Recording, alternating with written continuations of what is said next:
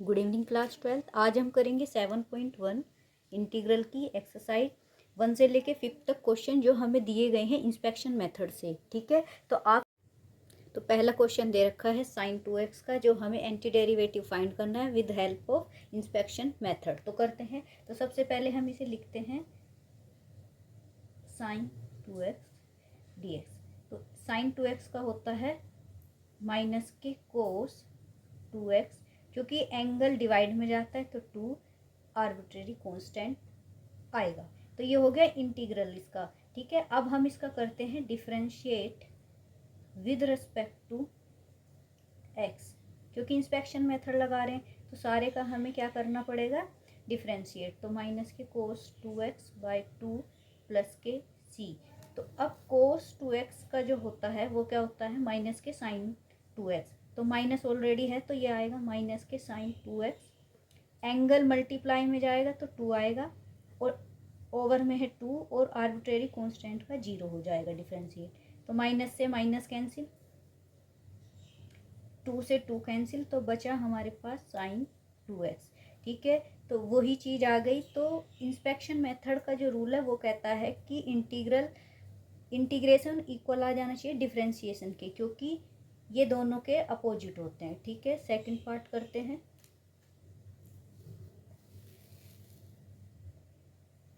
Second में कह रहा है कि कोस 3x का हमें फाइंड आउट करना है। ठीक है, तो कोस 3x का करते हैं। अगेन हम राइट डाउन करते हैं कोस 3x dx। तो कोस 3x का इंटीग्रल हो जाएगा हमारा साइन 3x ओवर 3 प्लस के c। अब हम अगेन क्या करेंगे, इसका differentiation with respect to x। ठीक है, तो लिखेंगे सारे का d over d x sine 3x by 3 plus के c। साइन 3x का क्या हो जाएगा, कोस 3x इंटू 3 बाई 3, और आर्बिट्रेरी कांस्टेंट का 0। तो 3 से 3 कैंसिल, तो अगेन हमारे पास क्या आ गया, कोस 3x। ठीक है, ये इंस्पेक्शन मेथड से चल रहे हैं। एक बार आप सब इंट्रोडक्शन वीडियो जरूर देख लेना। अब करते हैं इसका थर्ड पार्ट।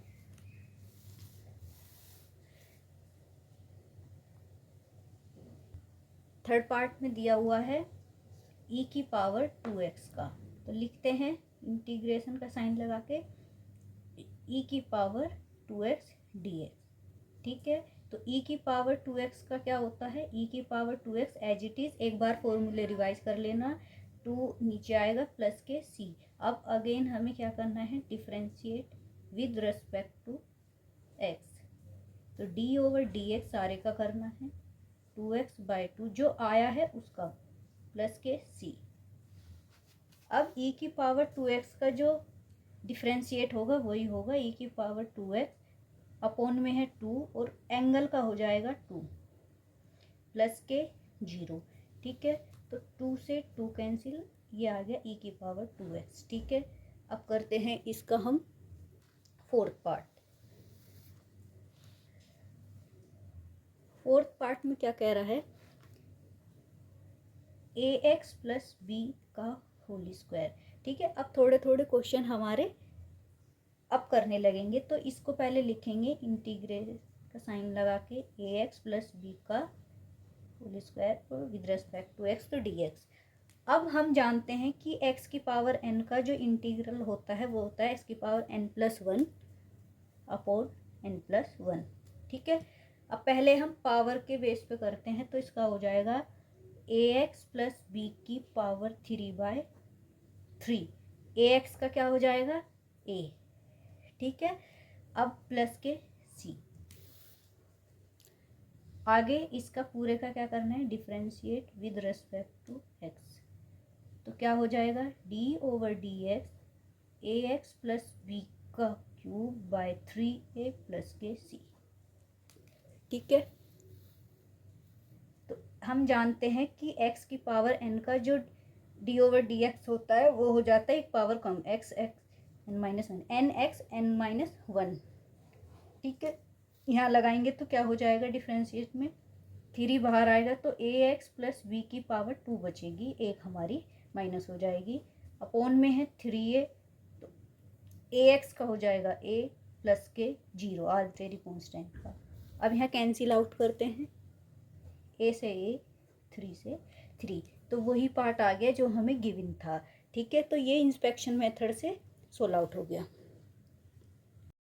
अब फिफ्थ पार्ट दे रखा है sin 2x माइनस 4 e की पावर 3x। तो इसे मैं बाय पार्ट करेंगे, तो कैसे, पहले हम इसके सिंबल के साथ लिख लेते हैं।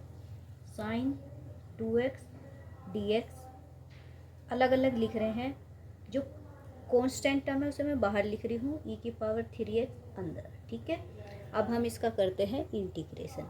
तो sin 2x का क्या हो जाएगा, माइनस के cos 2x, एंगल 2 अपोजिट नीचे जाएगा, 4 एज इट इज e की पावर 3x का e की पावर 3x अपॉन 3 प्लस के c।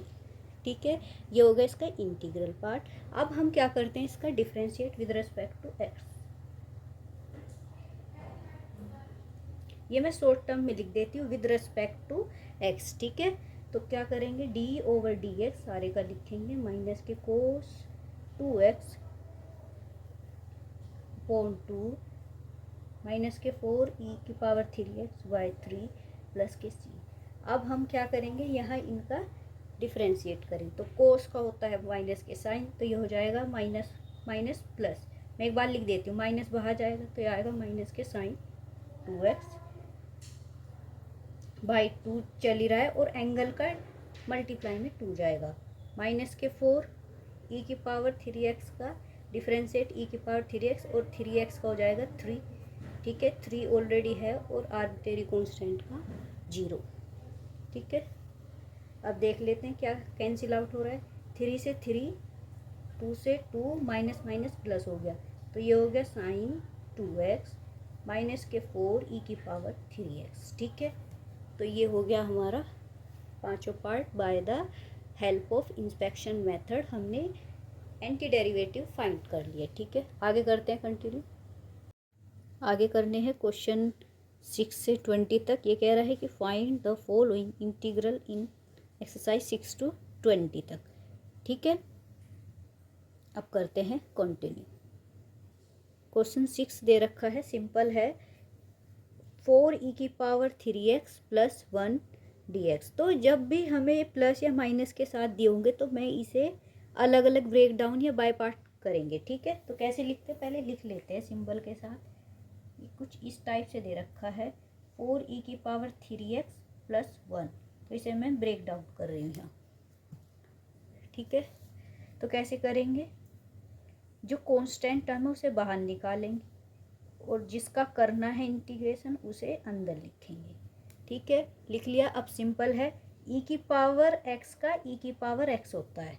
ठीक है, इंटीग्रेशन अगर कोई यहाँ हमारे पास क्या है कांस्टेंट टर्म है तो वो डिवाइड में चली जाएगी।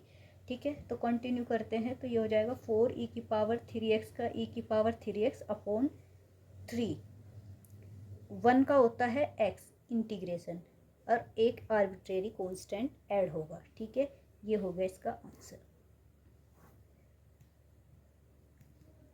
जो भी फॉर्मूले यूज होंगे उन्हें साइड बाय साइड लिखते जाओगे तो उससे अच्छी मार्किंग होगी। ठीक है, अब कंटिन्यू करते हैं क्वेश्चन नंबर 7। क्वेश्चन नंबर 7 में क्या दिया हुआ है, वो कह रहा है x square minus,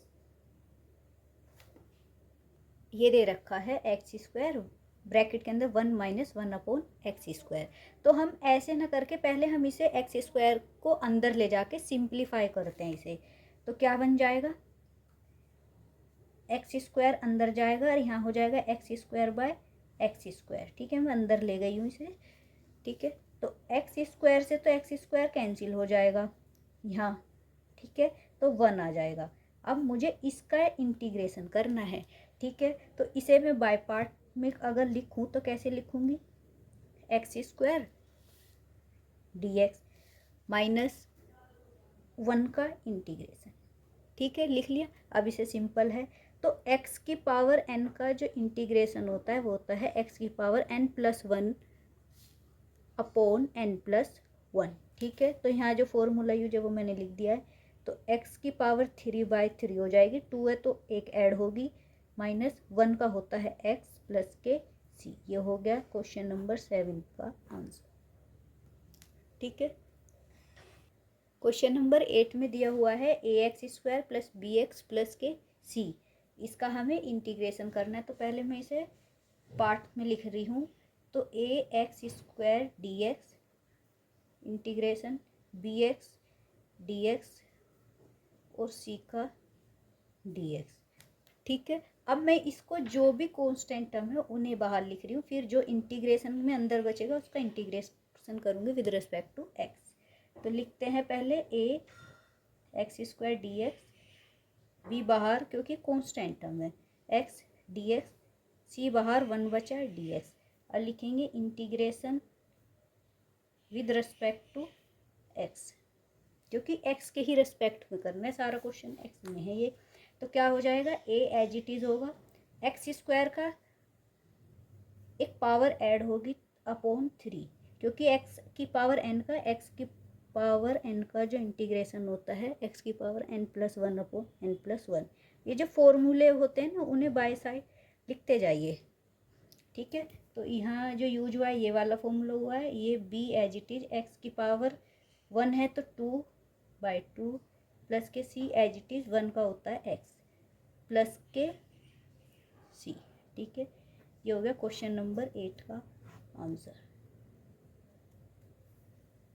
question number 9 के अंदर जो हमें दिया हुआ है ये है 2x² प्लस e⁻x का करना है। तो पहले मैं इसे लिख लेती हूँ, 2x² dx, सेकंड पार्ट में ex और dx, ठीक है, इसका करना है हमें। तो फिर हमें क्या करना है, कांस्टेंट टर्म को बाहर ही निकाल लो तो ज़्यादा इजी हो जाता है।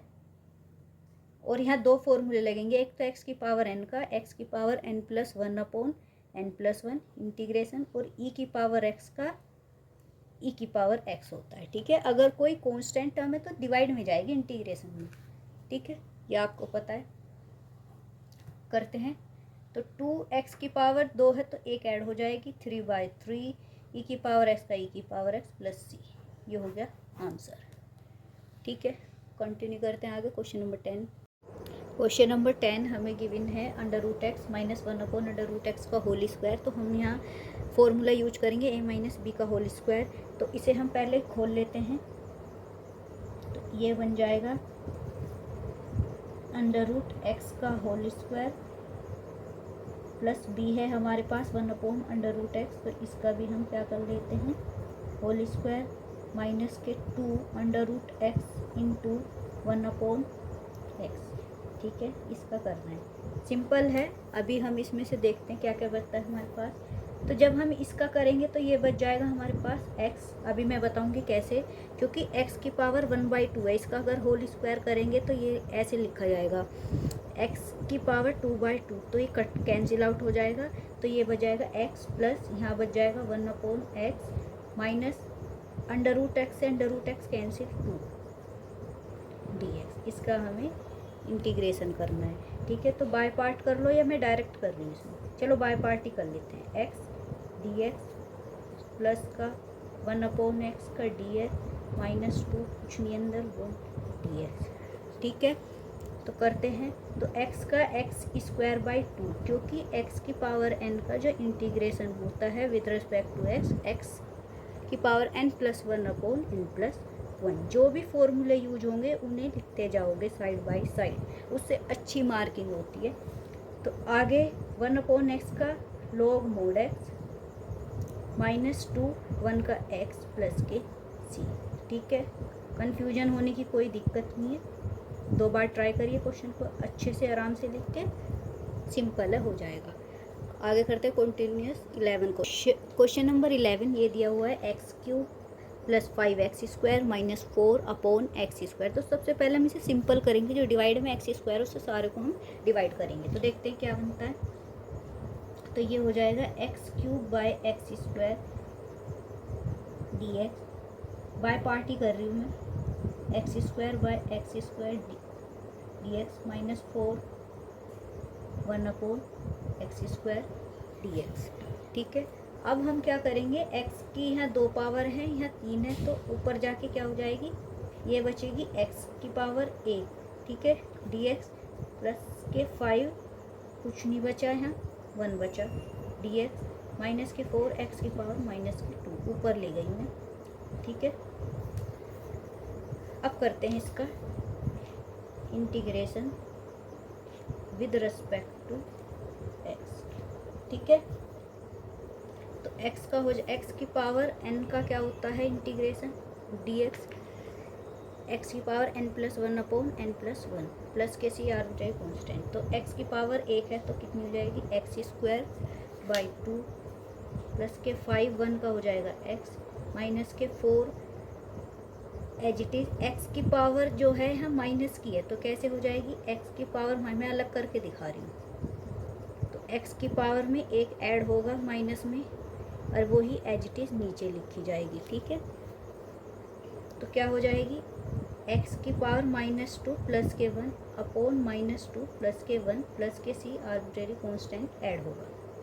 तो ये हो जाएगा एक्स स्क्वायर बाई 2 प्लस के 5x माइनस का 1 बचेगा यहाँ, तो माइनस माइनस प्लस 4x की पावर माइनस के 1 बचेगी, ठीक है। ये समझ में आ गया, नीचे प्लस माइनस का माइनस बचेगा 1, ठीक है। ये मैंने साइन प्लस का हो गया। अब क्या लिख सकते हैं एक्स स्क्वायर बाई 2 प्लस के 5x 4x को नीचे लिया प्लस के c, ठीक है। ये हो गया हमारा क्वेश्चन नंबर 11 का आंसर। सिंपल है, एक दो बार ट्राई करोगे बहुत सिंपल है, हो जाएगा। क्वेश्चन नंबर 12 में दिया गया है एक्स क्यूब इंटीग्रेशन करना है इसका 3x plus 4 upon under root x d x. तो सबसे पहले मैं जो अंडर रूट एक्स है इसे ऊपर लेके जाती हूँ पावर के साथ, तो देखते हैं क्या होता है। तो मैं इसे बाय पार्ट में लिख रही हूँ डायरेक्ट। तो ये हो जाएगा एक्स क्यूब 1/2 जाएगा क्योंकि पावर 1/2 है डी एक्स प्लस के कॉन्स्टेंट टर्म बाहर लिख रही हूँ, एक्स की पावर 1 है नीचे से आ रही है 1/2, ठीक है, डी एक्स 4 बाहर रखिए तो x की पावर माइनस के 1/2 डी एक्स, ठीक है। यहाँ फॉर्मूला एक ही यूज हो रहा है x की पावर n का, x की power n plus 1 upon n plus 1। ये मैं आपको इसलिए खोल के बताई ताकि आपको हाथ बैठ जाए तो आगे अच्छे से सोल्व आउट कर सको सारे क्वेश्चन। तो इसके बाद क्या होगा, यहाँ पावर करते हैं तो ये हो जाएगी कितनी बची 5/2, 3 माइनस 1/2 को जो सोल्व करेंगे तो 5/2 प्लस के 3 यहाँ कितनी बचेगी x की पावर 1/2,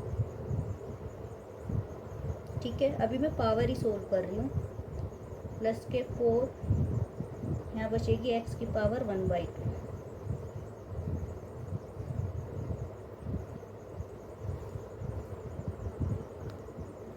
इसमें क्या ही चेंज करना है, ये तो ऑलरेडी है ही माइनस के 1/2, ये तो एज इट इज रहेगा। इन सबको मैंने पावर को सोल्व कर लिया। अब हम करते हैं integration with respect to x, ठीक है। तो फॉर्मूला एक ही है एक्स की पावर एन का, एक्स की power n plus 1 upon n plus 1, but आप माइनस साइन का ध्यान रखा करो। तो यहाँ हो जाएगी एक्स की पावर 5/2 का प्लस 1 करेंगे तो 7/2, तो एक्स की पावर 7/2। जब 7/2 नीचे जाएगा तो इसे लिख सकते हैं 2/7 अपोजिट, ठीक है, प्लस 3 एक्स की पावर 1/2 में प्लस 1 ऐड होगा तो कितना हो जाएगा 3/2, और ये अपॉन में जाएगा तो ये हो जाएगा 2/3, ठीक है, अपोजिट। 4 एक्स की पावर यहाँ है माइनस के 1 तो इसमें प्लस का 1 करेंगे तो ये हो जाएगी एक्स की पावर 1/2 प्लस के सी, ठीक है। अब इसे थोड़ा सा कर लेते हैं, सही से लिख लेते हैं 2/7 एक्स की पावर 7/2, 3 से 3 कैंसिल, 2x की पावर 3/2, ये 7/2 है, 4 इसे अंडर रूट एक्स भी लिख सकते हैं। ये हो गया क्वेश्चन नंबर 12 का आंसर, ठीक है। हर क्वेश्चन को 2 बार ट्राई करिए, अपने आप से हो जाएंगे इजी हैं। आगे चलते हैं क्वेश्चन नंबर 13। इसमें क्या दिया हुआ है x cube minus x square plus x minus 1 upon x minus 1 D x का इंटीग्रेशन करना है। तो इसमें ना हमें फैक्टर दिख रहा है, क्या कॉमन है पहले हम लिख सकते हैं इस वाले टर्म में, क्या कैसे लिख सकते हैं, अगर एक्स स्क्वायर कॉमन ले लूँ तो ये हो जाएगा एक्स माइनस 1, ठीक है, प्लस के बाद है ही एक्स माइनस 1, ठीक है, नीचे है x-1। ये मैं क्यों करी, ताकि मेरा क्वेश्चन इजी सोल्व हो जाए। ठीक है, तो अब मैं देख रही हूँ कि इस पूरे में फैक्टर क्या कॉमन आ रहा है, x-1, अंदर बच रहा है x² प्लस के 1। ठीक है, यहाँ 1, x-1, तो इससे हमारा क्या कैंसिल हो गया, x-1 से x-1। अब मेरे पास सिंपल एक टर्म निकल के आई है x² प्लस 1 का, हमें इंटीग्रेशन करना है विद रिस्पेक्ट टू x। तो करते हैं, बाय पार्ट कर लेते हैं। तो x² dx plus k1 dx। ठीक है, तो क्या हो जाएगा, x की पावर n का फॉर्मूला लगेगा xn plus 1 upon n plus 1 dx। तो ये हो जाएगा x की 3/3 प्लस के x प्लस के c। ठीक है, जितना लेंथी क्वेश्चन है उतना ही इजी है। ये हो गया आंसर। 14 क्वेश्चन करते हैं।